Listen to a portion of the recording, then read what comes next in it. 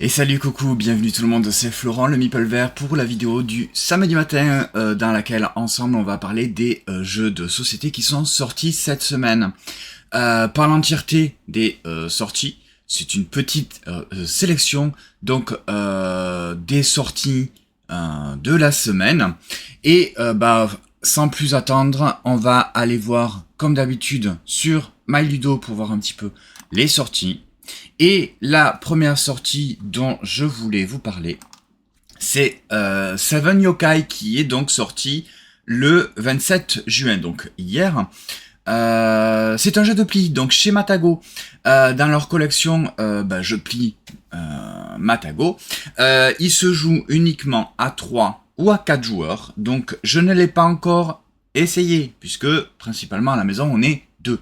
Je pense que je vais tenter d'y jouer cet après-midi, il y a de fortes chances puisque on sera au moins 4. Il se joue donc, comme je disais, jusqu'à de 3 ou 4 joueurs à partir de 10 ans, des parties d'environ 30 minutes. Elle est toute petite, la boîte, c'est un jeu de pli, ce ne sont que des cartes. Il y a quelques petits tokens pour marquer tout simplement les points. Sur la boîte, je vois que c'est du 14+, alors que sur le MyLudo, c'est du 10+, et des parties d'environ 30 minutes. Ah, attends, regarde, variante 2 joueurs. Je le découvre sur le dos de boîte, pourtant j'ai lu la règle. Hein.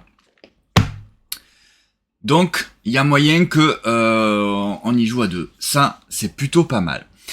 Je vais vous expliquer la mécanique principale. Donc c'est du jeu de pli, ça se joue à 4 joueurs en équipe. Il y a une petite variante également à 3, mais c'est mieux je pense. Ça prend tout son sens à 4 joueurs. Ça se joue en équipe de 2 contre 2. C'est un jeu de pli. Tu joues une couleur, les autres joueurs doivent suivre à la couleur. Ça, c'est ultra basique, c'est ultra simple. Il y a quelques cartes qui sont un petit peu différentes. Puisque il n'y a pas de couleur prédéfinie d'atout, c'est quand tu vas distribuer toutes les cartes, il va rester forcément une seule carte à la fin de la distribution des cartes, ça va devenir donc la couleur d'atout. Ça va changer chaque manche. Donc tu suis à la couleur, la plus forte valeur remporte le pli, sauf si tu as coupé, à ce moment-là, c'est la plus forte valeur de coupe qui remporte le pli, sauf si tu mets l'as vert. Et oui, parce que le vert, l'as vert en tout cas, c'est la meilleure des cartes. À partir du moment où tu joues ça, tu remportes quoi qu'il arrive le pli.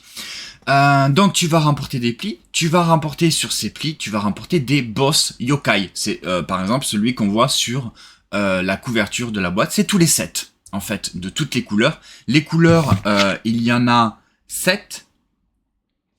C'est ça.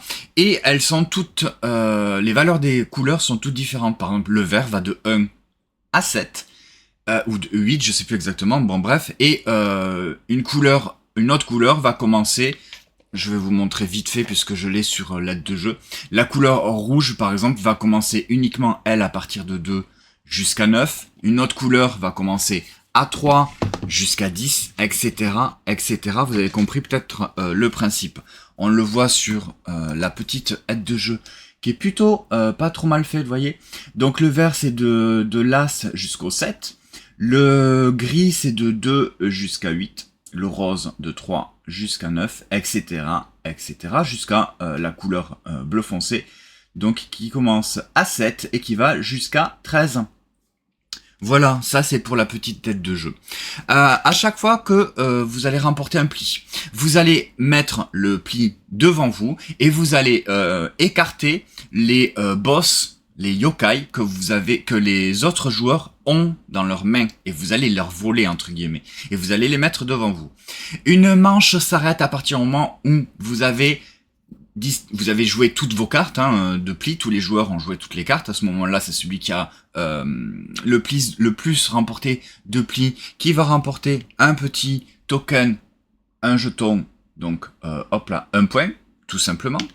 Si vous remportez 4 yokai dans votre équipe, la partie s'arrête.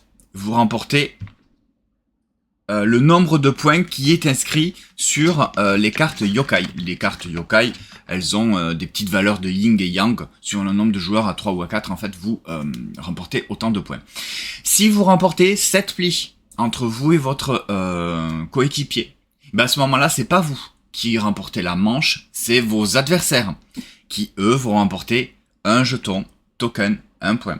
Donc voilà, c'est vraiment cette mécanique de je vais remporter des plis, mais il faut pas que j'en remporte trop, sinon c'est l'équipe adverse qui remporte la manche. Il faut que je remporte des plis avec des yokai, des boss yokai, parce que c'est eux qui vont me remporter plus de points. Et bon, bah si j'ai plus de cartes, on va regarder. Ah non, si tu finis la manche avec en jouant toutes tes cartes, c'est tout simplement la dernière équipe qui remporte le pli, qui remporte la manche. Ça, c'est un peu particulier aussi. Donc là, je vous ai expliqué un petit peu vite fait les mécaniques de jeu. Ça se joue à un certain nombre de manches et à la fin de la partie, l'équipe qui a le plus de points remporte la partie. Je n'y ai pas encore joué. Je viens de découvrir qu'il y avait une variante A2, pourtant j'ai lu la règle. Bon, à voir. Je pense que je vous en reparlerai lundi dans le débrief ludique parce qu'il y a moyen que j'y joue ce week-end. Donc voilà, c'est un jeu de pli, donc moi, il n'y a pas de problème, c'est coché. Alors Max, tu nous dis apparemment c'est le jeu de pli du moment. Eh ben écoute, je te dirai ça, donc comme je viens de dire lundi, parce que je n'y ai pas encore joué. Et la variante est pas mal, semble-t-il, à 2 joueurs. Bon, ben c'est chouette, écoute. Si, moi j'ai pas eu de retour pour l'instant pour 2 joueurs. Je savais même pas, ou j'avais oublié. Ah, tu nous dis Max toujours, je pense que je vais partir sur lui et Candy Spiders Leopards pour l'été. Ouais. C'est salut Qplay, bienvenue. C'est une mécanique de comptage. Alors, il y a 2 systèmes de scoring en fait. Hein. Vous pouvez, c'est marqué sur le dos de carte. La règle de scoring standard, hein, c'est tout simplement celui qui gagne marque un point. C'est pas très compliqué. Il y a la règle de scoring avancé.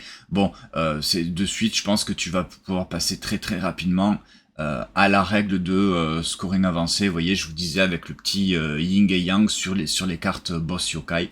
C'est ce qui va vous permettre de remporter des plis. C'est pas très compliqué, mais ça a l'air d'être plutôt malin au niveau effectivement le fait de remporter des plis, mais pas trop, le fait de garder une carte de secours si jamais tout le monde joue ses cartes, que tu vas pouvoir jouer en dernier pour remporter le pli, et essayer de remporter des cartes de boss yokai. Voilà. Donc, c'était Seven Yokai. Je vous en reparle très très probablement lundi dans le débrief ludique. Hop. Et Max, effectivement, donc Candy Spiders Leopards, c'est un excellent petit jeu de pli. D'ailleurs, j'en profite pour faire une petite aparté. Je pense que demain soir, dimanche, pareil, vers 20h sur Twitch, avec Anto des Jeux des Livres, on va faire un petit live. Alors petit, je ne sais pas, mais en tout cas, on va faire un live sur nos 9 jeux préférés de ce premier semestre 2025. Voilà, vous avez le petit teasing en avant-première. Hop, ici. Alors le prochain jeu, je ne l'ai pas. C'est Arx, Guerre et Déclin dans les confins. Gros jeu. 65 € annoncés sur Maloudoum, donc à peu près le même prix sur les sites et peut-être un petit peu plus cher dans vos boutiques. C'est j'ai pas l'impression, en tout cas je ne l'ai pas, je n'y ai pas joué, mais j'ai pas l'impression que ce soit un si gros jeu que ça. Dans tous les cas, au niveau des mécaniques, ça a l'air d'être assez intéressant puisque c'est un espèce de... Alors là voilà, le plateau avec les plateaux perso et le plateau principal. Ça a l'air d'être un jeu de conquête de territoire, un petit peu de majorité. La mécanique qui est la plus intéressante et qui fait vraiment comment dire, qui définit un petit peu le jeu en lui-même, Arx, c'est que on va jouer des cartes de valeur, un petit peu des cartes comme si on jouait à un jeu de pli. On le voit, elles sont positionnées ici. À mon tour de jeu, très simplement, si je suis le joueur qui a l'initiative, je vais jouer une carte donc qui va définir une valeur et qui va définir une action, enfin une couleur qui par définition, va être une action. Là, par exemple, le joueur actif, il a joué un 4 jaune orange. Les autres joueurs vont pouvoir, ils ne sont pas obligés, suivre à la couleur. C'est-à-dire qu'il, là, par exemple, celui qui a joué le 3, il a suivi à la couleur. Très bien. Donc, ça va définir, en fait, une action. C'est-à-dire que si je joue le jaune-orange, je vais pouvoir faire telle action. Alors, je ne les ai plus en tête, hein. J'ai eu la règle, mais j'ai pas mémorisé toutes les actions. Mais bon, ça va être principalement de construire des bâtiments ou des villes sur les planètes de ce système lointain, pouvoir me déplacer, construire des vaisseaux, avoir la majorité, etc. Voilà, je rentre pas plus dans les détails, mais en tout cas, voilà. Chaque couleur de carte va avoir une action particulière à réaliser. Je vois que sur cette carte 4, il y a les petits points, des espèces de petits points noirs, je sais pas si on les voit bien. En tout cas, voilà, c'est le nombre d'actions que je vais pouvoir faire. C'est-à-dire, je vais pouvoir faire 3 fois l'action qui correspond à cette couleur. Donc, me déplacer, construire, etc., etc. Les autres joueurs, par exemple, celui-ci, il a joué le 3. Eh bien, il va pouvoir également faire 3 actions, parce que c'est pas la valeur de la carte, c'est le nombre de petites étoiles qu'il y a sur la carte, donc il va pouvoir également faire ces 3 actions jaune-orange. Les deux autres joueurs, celui qui ont mis un 2 gris et un 2 bleu, vont ne pas faire le nombre d'actions qui est inscrite sur leur carte, là en l'occurrence 4 pour le gris et 4 pour le bleu, mais ils vont pouvoir faire une seule action dans la couleur qu'ils ont choisie, c'est-à-dire qu'ils ne veulent pas, l'action jaune-orange ne les intéresse pas pour l'instant, ils veulent faire l'action grise ou l'action bleue, mais ils ne vont ne le faire qu'une fois. Tu fais le nombre d'actions qui est inscrite sur tes petites étoiles de la couleur de ta carte si tu suis à la couleur. Ça, c'est, voilà, tout le monde va jouer ses cartes et tout le monde va faire les actions pour faire des déplacements, des constructions, des majorités, attaquer ses adversaires forcément, etc. Il y a également le fait de déclarer, le joueur qui a l'initiative va pouvoir déclarer une ambition. Et ça, c'est ce qui est intéressant aussi, c'est que au lieu de prendre cette valeur 4, enfin, il va prendre la valeur 4 et il va déclarer une ambition, et c'est là qu'on va se retrouver de l'autre côté. Donc les ambitions sont ici. Je vais prendre le jeton, je sais plus exactement, bon bref, tu vas réclamer une ambition, c'est tout simplement un système de scoring. Donc tu as décidé de déclarer une ambition sur le 4, tu vas regarder la valeur 4 qui est ici, et à la fin de la manche, tous les joueurs vont compter leurs points en fonction de cette action-là, ou de triomphe, j'imagine, si tu as réussi à combattre ou à détruire des vaisseaux adverses, ça va marquer plus de points. C'est uniquement ce système de scoring, de ambition, qui va marquer à la fin de la manche, en fonction de l'ambition déclarée par le joueur qui a l'initiative. Voilà. Donc grossièrement, c'est ça, c'est que tu vas jouer des cartes, pas vraiment à la façon d'un pli, mais si tu suis à la couleur, tu vas pouvoir faire plus d'actions que si tu coupes. Enfin, tu coupes pas, mais tu vas jouer une autre carte à la couleur qui t'intéresse, mais tu vas faire moins d'actions. Et ce qui va se passer sur le plateau principal, donc avec les planètes sur lesquelles tu vas construire des villes. Tu vas pouvoir également récolter des ressources sur chaque planète, des ressources différentes. Et après, j'ai pas trop regardé non plus sur les plateaux perso, mais grossièrement, c'est la mécanique du jeu. C'est ce système de cartes et d'ambition. Pour Arx, il existe déjà, je vais le mettre dans la wishlist parce que j'aurais quand même bien envie d'y jouer. Ça a pas l'air si compliqué que ça. Sur le MyLudo, ils disent à partir de 12 ans, 2-4 joueurs, des parties jusqu'à 150 minutes, 2 heures de partie. Je pense que c'est 2 heures de partie à 2. À plus, je pense que ça dure encore plus longtemps. Mais voilà, ça a l'air d'être intéressant. Donc c'est Matago qui localise et distribue en France. C'est un jeu de Cole Wehrle et illustré par Kyle Ferrin. Et l'éditeur original, c'est Leader Game. Voilà pour Arx. On revient vite fait sur Seven Yokai parce que je n'ai pas dit que c'était l'auteur ouais, j'aurais mieux fait de Muneyuki Yokushi. Voilà, et j'ai pas l'illustrateur, je ne l'ai pas sur la boîte non plus. C'est Sylvain Leroy et Maxime Erso pour la version de chez Matago. Voilà pour donc Seven Yokai, voilà pour Arcs, les deux jeux sont chez Matago. Et on va passer à une toute autre ambiance avec Olemen. Alors là sur ma Ludo, je vous montre l'ancienne boîte, c'est l'ancienne édition. Donc Olemen, l'éditeur, réédite son jeu dans une version, un format de boîte un petit peu différent, plus petit, beaucoup moins cher que les 30 € que vous voyez. Donc là, c'est l'édition de 2021. Ils ont sorti une nouvelle boîte, voilà, qui n'est pas encore, je l'ai pas trouvé sur Ludum, par exemple, ou Philibert. En tout cas, elle sort aujourd'hui en boutique. C'est ce jeu d'ambiance qui se joue non pas à partir de 4 joueurs, puisque maintenant, il peut se jouer à partir de 2 joueurs sur cette nouvelle version, jusqu'à 16 joueurs à partir de 12 ans, des parties d'environ 20 minutes. C'est un jeu familial d'ambiance dans lequel vous allez devoir prendre un paquet de cartes et faire deviner des mots ou en tout cas des expressions ou quelque chose, soit et bien tout simplement en les mimant, en les fredonnant, en faisant plein de... Ouais, c'est ça, c'est en mimant, fredonnant, etc. Donc c'est un jeu d'ambiance très simple. J'avais juste fait une petite partie, mais il y a un petit moment déjà de Olemen, donc je me souviens plus trop exactement comment ça...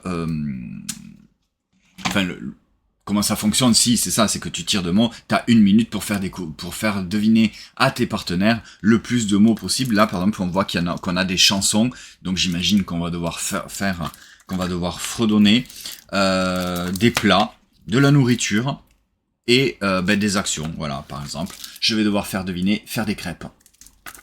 Pourquoi pas. Donc ça, je pense que voilà, c'est pareil. Peut-être que je vais le tenter cet après-midi. Je sais pas, on verra. Donc la nouvelle version d'Olemen, ce n'est pas celle que vous voyez sur l'écran, mais je n'ai pas d'autre version, donc je vais faire une petite demande sur Maludo, voir si c'est possible qu'il le rajoute. Nouveau format, beaucoup moins cher, qui va commencer à se jouer à partir de 2 joueurs. Là, vous voyez, c'était avant 14 ans. On passe sur quelque chose d'un petit peu plus accessible, entre guillemets, familial, avec peut-être moins de choses à caractère 14+, on va dire. Donc dans ce nouveau format avec des cartes actualisées et plus d'actualité. Voilà pour Olemen. Et ça, pareil, je pense que je vous en reparlerai lundi dans le débrief ludique et après y avoir joué.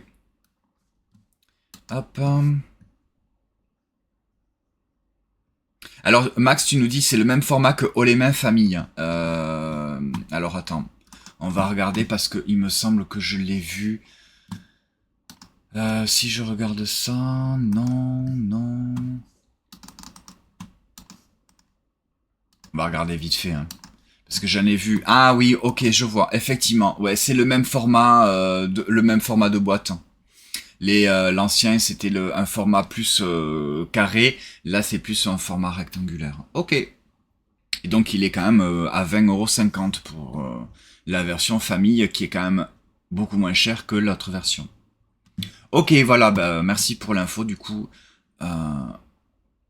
c'est le même format. Tu mets une carte sur ton front et les autres te font deviner. Ah bah tu vois, je m'en souviens plus. Ok, bah, j'ai pas le souvenir que tu mettais une carte sur le front là. Bon bref, on en reparlera. Vous avez compris le principe. Si vous aimez les jeux d'ambiance, vous devez faire mimer, vous devez deviner en mimant ou en fredonnant. C'est typiquement un jeu d'ambiance qui devrait le faire. Hop. Dame Nature, on passe sur chez Opla avec du jeu coop de Julien Protière et illustré par David Bonifaci. La trame du vivant, celui-ci j'y ai joué à Cannes. D'ailleurs je vais le mettre direct dans la wishlist, je sais pas pourquoi je l'avais pas mis. C'est un jeu très malin dans lequel c'est en coop à communication restreinte. D'ailleurs on ne parle pas du tout dans ce jeu, dans lequel on va tenter de faire une espèce de frise, non pas chronologique, mais une frise de la vie, tout simplement. On va jouer des cartes En même temps, tous les joueurs vont jouer une carte face cachée. On va tous la révéler en même temps. Et le but, c'est de recréer cette espèce de frise en commençant toujours par la gauche, par les éléments, enfin les arbres et les buissons, les choses, on va dire, un petit peu de base pour le développement de notre écosystème. Et on va jouer des cartes de donc l'eau, les feuilles, l'air et le soleil, le feu. En gros, c'est les 4 éléments, on va dire. Et pour pouvoir poser ces cartes pour l'instant, de flore. Une fois qu'on a posé un bleu, eh bien on va pouvoir poser ce jonc. Si une fois qu'on a posé ce vert, on va pouvoir poser cette plante-là. Une fois qu'on a posé celui-là, etc., etc. Mais il va falloir, sans discuter, sans parler, se coordonner pour pouvoir poser les bonnes cartes au bon moment. Parce que si tu poses des cartes et que tu ne peux pas, si par exemple tu poses cette carte jonc, mais qu'il n'y a pas auparavant la carte eau, eh bien ta carte elle est défaussée. Et tu as un certain nombre de cartes dans la main, puisque si tu défausses des cartes, au bout d'un moment, tu ne pourras plus les jouer. Par exemple, pour poser cette espèce de petit scarabée, eh bien, il va falloir avoir posé avant le violet et le jaune. Mais peut-être que toi, dans ta main, tu n'as pas de jaune, par exemple. Si ton partenaire ne joue pas de jaune, et que toi, tu as le scarabée, tu ne pourras pas le jouer. Ou c'est risqué. Donc il va falloir vraiment, c'est toute une question de timing, de tempo. On avait trouvé ça plutôt pas mal, assez malin. On y avait joué, donc ça se joue à 3 joueurs, à partir de 3 joueurs. En tout cas, idéalement pour les premières parties, c'est à 3 joueurs. Il y a beaucoup de variantes dans le jeu qui justement, je pense, vont te permettre de jouer jusqu'à 6 joueurs. À partir de 8 ans, des parties d'environ 15 minutes. C'est très joli, je trouve aussi. Et c'est, voilà, on avait trouvé ça plutôt assez malin, ce jeu de communication limitée, hein, où tu vas devoir jouer des cartes en simultané, les retourner en simultané, les poser. Si jamais tu t'es loupé, tu vas devoir défausser les cartes. Au bout d'un moment, si tu n'as plus de cartes, la partie est finie. Pour, tout simplement, vous voyez là, petit à petit, on avance sur cette espèce de frise. Pour, au final, pour justement poser la dernière carte, l'aigle royal, qui donc clôture la partie. À partir du moment où vous jouez cette carte-là, vous avez remporté la partie. Donc ça, on avait plutôt bien aimé, donc chez Hopla. Hop, je me remets là. Salut Tony, bienvenue. On peut échanger des cartes. Oui, je rentre pas non plus trop dans les détails, mais on peut échanger des cartes. Et on peut également, on a une carte qui va peut-être, suivant les parties, évoluer. Mais en tout cas, vous allez pouvoir, au lieu de la jouer face cachée, vous allez tout simplement la jouer face visible pour donner l'indice à votre partenaire. Oui, alors c'est comme d'habitude avec Hopla, c'est édité, c'est fabriqué en France entièrement. Mais il est très malin. Si tu aimes bien les jeux coop à communication restreinte et limitée, comme ça se fait pas mal, notamment avec une sortie de la semaine dernière, Expression, ce jeu chez Neoludis qui est tout noir, juste avec des couleurs sur la boîte, que je fais gagner en concours, qu'on fait gagner en concours actuellement sur ma page, sur notre page Instagram. C'est toujours un petit peu dans ces sensations de jouer en coop à communication limitée, où on va simplement jouer des cartes, et c'est plutôt intéressant, et avec des sensations assez tendues, un petit peu frustrantes, mais il y a quand même un challenge assez intéressant. First Rat, ça y est, il arrive. Eh bien, il est ici. Voilà, chez Pegasus Spiel. C'est Tribuo qui localise et distribue pour la version française ce jeu de Gabriel Osiello et Virginio Gigli, illustré par Dennis Lausen. Donc Pegasus Spiel. Il se joue de 2. Il se joue en mode solo. Ah oui, il y a un mode solo. De 1 à 5 joueurs à partir de 10 ans, des parties d'environ, allez, on va dire 45 minutes, 1 heure. En tout cas, nous, les parties qu'on a faites à 2, ça durait pas beaucoup plus longtemps. Pour 35 euros, je trouve que c'est tout à fait raisonnable parce que c'est quand même un gros jeu, entre guillemets, hein, c'est pas un jeu expert, mais c'est quand même un gros jeu avec pas mal de matériel, très très agréable, dans lequel tout simplement nous incarnons des rats. Nous avons vu dans le ciel la lune fromage, et bien dans la déchetterie, nous allons tout simplement construire notre fusée pour aller sur la lune fromage. Rien que ça, le thème est complètement perché. Les illustrations sur le plateau sont plutôt, même sur la boîte, c'est plutôt fun, c'est décalé. Ça va bien avec le thème. Tout simplement, on va faire... c'est dommage que j'ai pas de photo, il n'y a pas de photo sur le jeu. Je vais vous montrer peut-être vite fait comme ça. Voyons si je vous montre ça. Je me rends compte que j'ai pas allumé la lumière. Je suis peut-être un petit peu sombre. Voilà, peut-être mieux comme ça. Voilà une partie du plateau de jeu. Je sais pas si ça va être idéal. En tout cas, voilà, on va faire avancer à la manière des plusieurs emplacements notre rat pour gagner la ressource tout simplement qui est dessus. Au début, on n'a que 2 rats et on va pouvoir faire naître d'autres, puisqu'il y a plusieurs actions qui vont me permettre d'avoir d'autres rats. Il y a des actions qui vont me permettre de m'équiper, d'avoir de plus en plus de ressources, tout simplement pour petit à petit monter sur cette piste-là tous mes rats. En tout cas, je vais pas y arriver tous, mais le plus haut possible pour aller jusqu'à la navette. Et au fur et à mesure de la partie, on va construire notre fusée avec... oui, on va construire notre fusée avec du vinaigre blanc, avec de la farine, etc. C'est décalé, mais c'est tellement drôle en fait, c'est rigolo de construire des fusées dans une décharge pour aller sur la lune fromage. C'est complètement décalé et c'est fun. Voilà. On a passé des très bons moments avec ce jeu-là. C'est du 10+, ça reste quand même relativement assez simple. C'est un jeu, c'est pas familial, mais bon voilà, ça reste assez simple et c'est bien à jouer en tout cas. Voilà, on a passé de très bons moments avec ce jeu-là.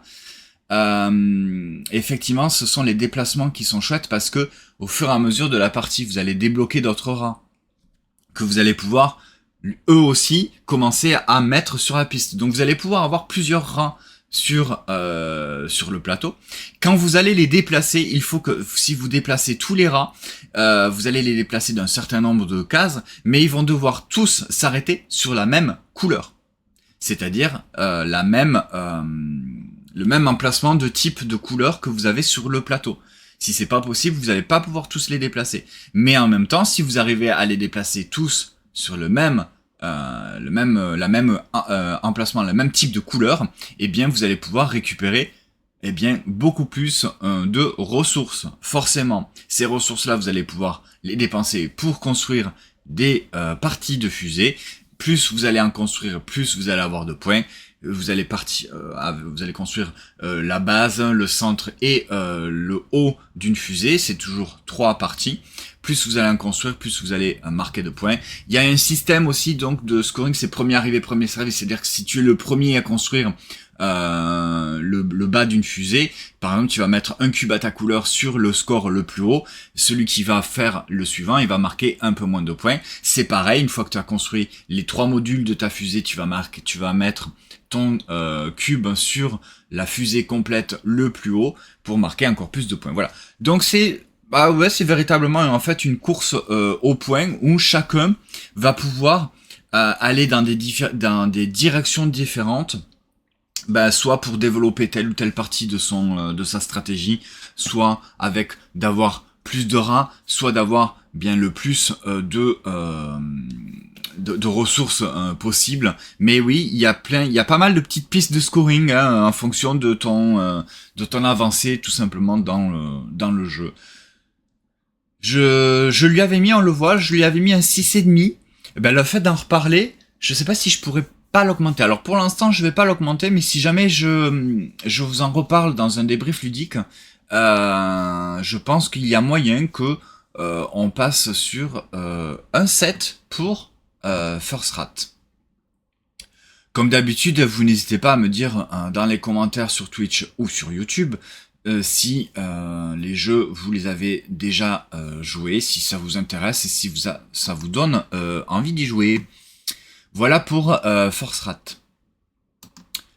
Ensuite, nous allons passer à Ink, qui est un jeu de Casper Lap, qui est édité donc par Final Score, et j'ai envie de dire, pour la boîte, en tout cas très joliment illustré par Chris Williams. Ink, on y a joué à Vichy. Non, à Cannes, pardon. Donc en début d'année. Je dois vous avouer tout simplement que j'ai pas passé un très bon moment, j'ai pas passé un mauvais moment, mais en fait ça m'a pas plus enchanté que ça. Pour mettre dans le contexte, attention, je ne dis pas que Ink m'a pas plu, je dis que ma première partie n'a pas été dans les meilleures conditions, tout simplement on était, donc je viens de le dire, à Cannes, côté Asmodée, et derrière, il y avait une animation, je ne sais pas sur quel jeu, mais en tout cas il y avait une animation avec plein d'enfants. Donc, beaucoup de bruit, ça criait, il y avait du mouvement, tout, donc la règle du jeu est plutôt simple, mais voilà, j'ai pas spécialement accroché pour ma première partie. J'ai relu un petit peu les règles du jeu, c'est très simple. Vous avez une carte comme ça de couleur avec des petits encriers, un certain nombre d'encriers, ben, j'imagine que c'est 12, et vous en avez d'autres, ben, comme on le voit pour le joueur orange, donc 12 ici sur cette carte-là, et 12 sur le côté. Vous allez à votre tour prendre votre encrier qu'on ne voit pas ici, parce que ça doit être une... Non, bah c'est pas installé. Bon bref, vous avez un encrier ici. Vous allez le déplacer sur une plume de votre choix. Il n'y a pas de restriction pour prendre la tuile concernée, et vous allez la poser en fait sur à côté, adjacent de votre tuile de départ. Il n'y a pas de restriction non plus pour la pose de tuile, si ce n'est qu'il faut que ce soit adjacent à au moins un côté. Il n'y a pas de superposition ou quoi. Seule chose, c'est qu'on peut pas mettre en diagonale. C'est dommage qu'on n'ait pas de... voilà. Par exemple, là, c'est une partie qui a l'air d'être quand même plutôt pas mal avancée. Donc, vous voyez, vous pouvez pas mettre en diagonale. Mais là, ce joueur ne l'a pas fait, mais vous pouvez mettre en espèce de quinconce. Voilà. Donc, vous allez faire au fur et à mesure comme ça. Vous allez prendre une tuile, vous allez la placer. Et à partir du moment où vous allez réaliser une zone, c'est-à-dire que là... là, par exemple, si j'arrive à faire une zone avec 3 cases rouges, eh bien, je vais pouvoir mettre un encrier et retourner dessus pour le valider et faire l'action. Alors là, c'est un mauvais exemple puisque l'action 3, elle n'existe pas. Mais s'il y avait, par exemple, le 6, c'est-à-dire si j'avais une zone avec au moins 6 cases de couleur crème adjacente, eh bien, je vais pouvoir mettre mes encriers sur la case 6, mais je la mets à l'envers pour dire que j'ai fait l'action et cet encrier ne pourra plus bouger. Et je vais pouvoir remplir également toutes les cases qui sont blanches comme ça sur la même zone. Donc ça va me permettre de me débarrasser, puisque le but c'est de me débarrasser de toutes mes encriers. Et donc je fais le 6, et je vais pouvoir faire l'action 6, il me semble que je l'ai vu, voilà, par exemple retirer une bouteille d'encre, ce qui va me permettre de me débarrasser encore un petit peu plus vite. Donc à chaque fois que je valide une zone avec le bon nombre de cases, 4, 5, 6 ou 7, je vais pouvoir faire l'action associée. On le voit, les actions associées vont pouvoir être changées à chaque partie, puisque c'est des petites tuiles qui sont positionnées. Voilà, donc le but c'est de se débarrasser de toutes ces encriers. Le premier qui arrive remporte la partie.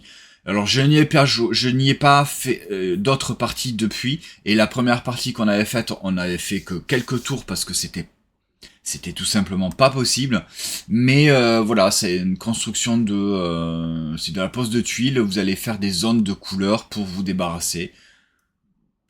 Voilà, je suis pas plus enchanté que ça, mais je le rappelle. La première partie, c'était pas dans les meilleures conditions. Je serais curieux d'y rejouer, voir ce que ça peut donner une fois qu'on est tranquillement à la maison. Mais voilà, donc Inc, eh bien ça sort cette semaine. Alors...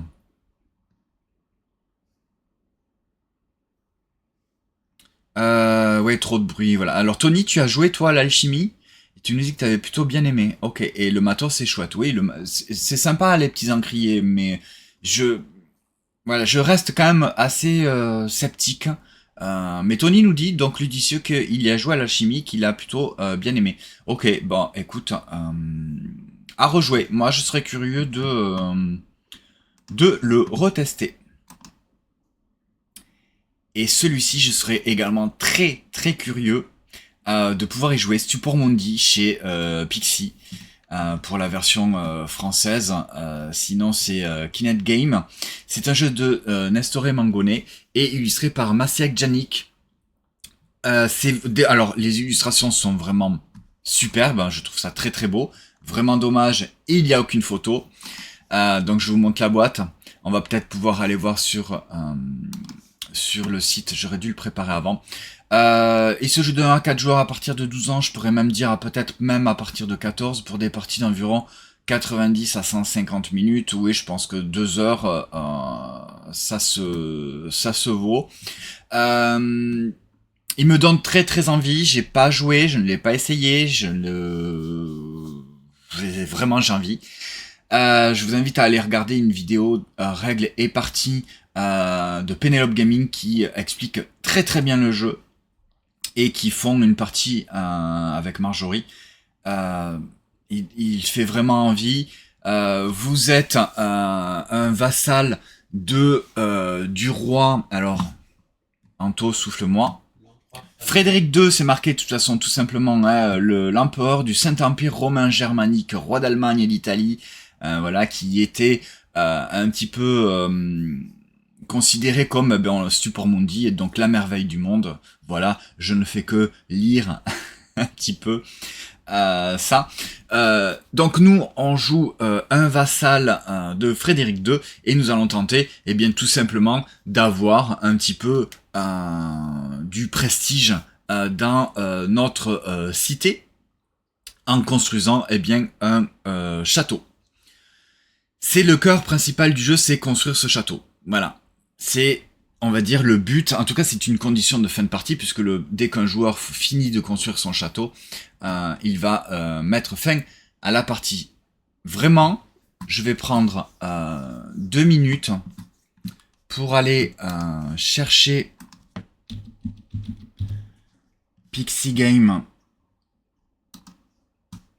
pour aller chercher sur le site de Pixie, parce que je trouve que c'est dommage qu'on n'a pas de photos.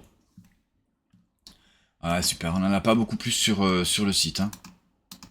On en a que 2. Ok. Voilà, c'est pas terrible ces photos. Bref, je vous invite à aller voir la vidéo de Penelope Gaming qui explique très bien le jeu, dans lequel on va avoir, très grossièrement, je vous explique vite fait la mécanique. On va avoir 3 plateaux. On va avoir le plateau principal dont on voit un petit peu ici. On va avoir notre plateau perso, qu'on va pouvoir donc, vous imaginez bien, faire évoluer, améliorer. Et on va avoir un plateau de Méditerranée. C'est là où on va pouvoir déplacer notre bateau. C'est d'ailleurs notre première action au début de notre tour, c'est déplacer notre bateau, ou pas, au choix. Ce qui va nous induire par la suite des possibilités d'action. Donc je déplace mon bateau autour de la Méditerranée, je m'arrête à un port de la Méditerranée qui va indiquer des actions, enfin en tout cas un personnage, une carte et un marché. C'est pas obligé, si je veux, je peux rester à l'endroit où j'étais. Bref, je reviens ensuite à mon plateau perso. C'est une espèce de deck building, pas vraiment, mais en tout cas on a un deck de cartes. On va en piocher 5. Sur ces 5 cartes, on va pouvoir faire les actions de ces cartes. Et les actions de cartes sont soit je la joue face visible. C'est dommage qu'il n'y ait pas de plateau, mais bon, bref. On va la jouer face visible pour faire bien tout simplement l'action de la carte. L'action, c'est tout simplement, on va pouvoir récolter des ressources ou faire des actions de marché ou plein d'actions différentes. Ou alors, je vais pouvoir la jouer face visible pour pouvoir faire les actions du plateau. Quand même, vraiment ça m'embête qu'on n'ait pas de photos. Hein. Je comprends pas qu'ils mettent pas plus de photos. Bref.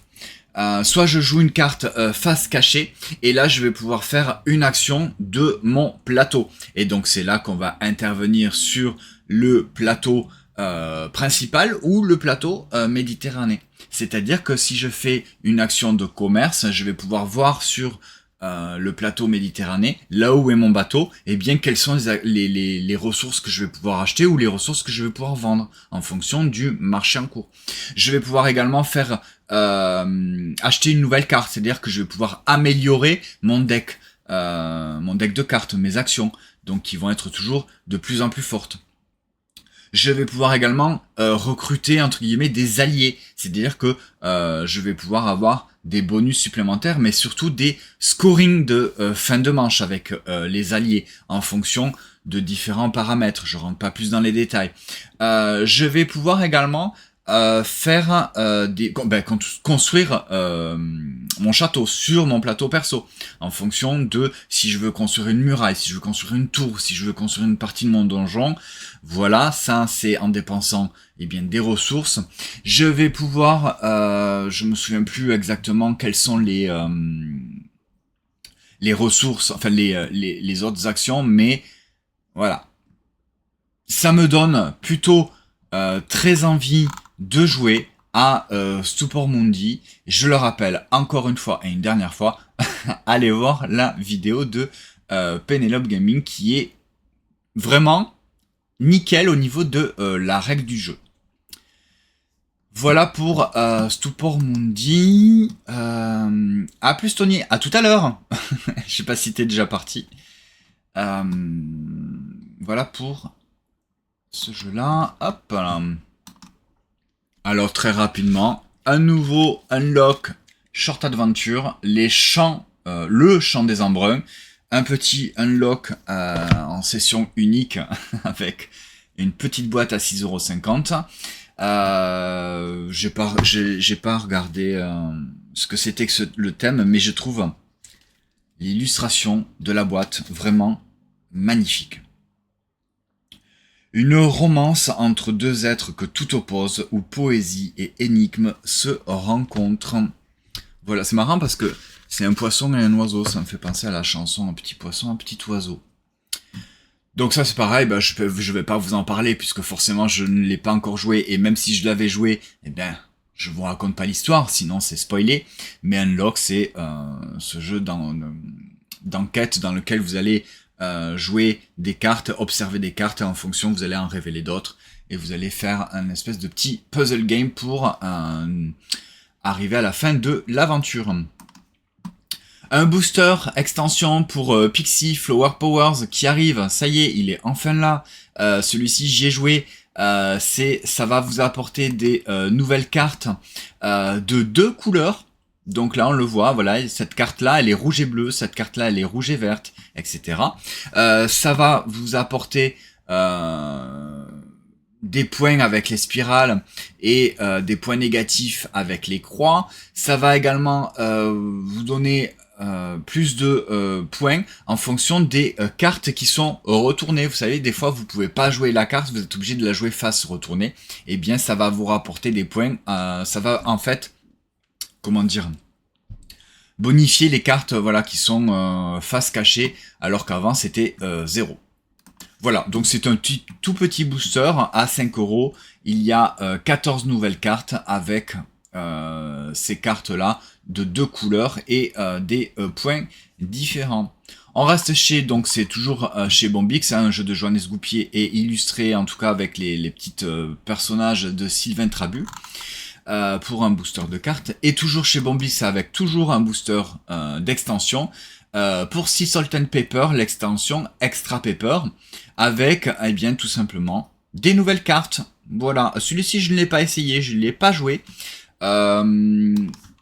donc c'est la deuxième extension, parce qu'il y a déjà une extension pour Sea Salt and Pepper, c'était l'extension Extra Salt, et bien maintenant c'est l'Extra Pepper. C'est toujours chez Bombix, toujours par Bruno Catala et Théo Rivière. illustré, on va dire, en tout cas, l'origami par Anissé Claudéum. Voilà, on a fait le tour de ce débrief, enfin pas de ce débrief ludique, de ces sorties de la semaine, en sachant que, je le rappelle, c'est une sélection, je vous parle pas de tous les jeux qui sont sortis, puisqu'il y en a quelques-uns, mais c'est, voilà, on va dire, ma sélection, à moi, de ces sorties. N'hésitez pas à marquer en commentaire s'il y a des sorties qui vous font envie, si vous avez déjà testé, si vous avez déjà joué, ou si vous avez l'intention, eh bien, de vous procurer les jeux qui sont sortis cette semaine. On se retrouve donc, comme je vous disais, dimanche, demain soir, pour le top de notre semestre, avec Anto. Sinon, ça sera lundi, comme d'habitude, pour le débrief ludique, pour vous parler des jeux auxquels nous avons joué. Bon week-end, amusez-vous bien, et à bientôt. Ciao, ciao, salut.